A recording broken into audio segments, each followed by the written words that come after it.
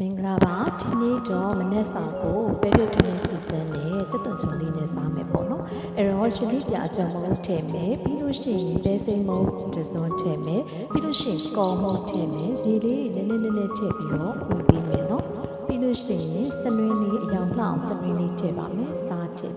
ပန်းငံပြရဲ့အနောက်နည်းနည်းလေးထည့်ပြီးတော့စီစိမ့်လေးထည့်ပါမယ်ရှင်ပြီးတော့စက်သွန်လေးကိုလူချမယ်နော်ဒါတော့အိမ်မှာ coffee mix ကိုမတောက်ဘူး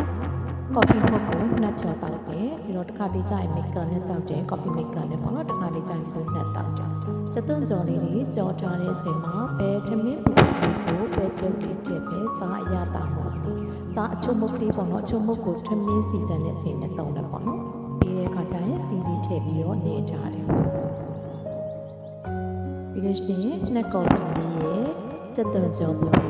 ကျွတ်လေးနဲ့ပေါ့နော်ပြီးတော့အိမ်မှာအချင်လေးမကြီးချင်လေးနဲ့sauce လေးနဲ့လုပ်ထားတဲ့မချင်လေးနဲ့ပေါ့နော်ကျေးဇူးအများကြီးတင်ပါတယ်ရှင်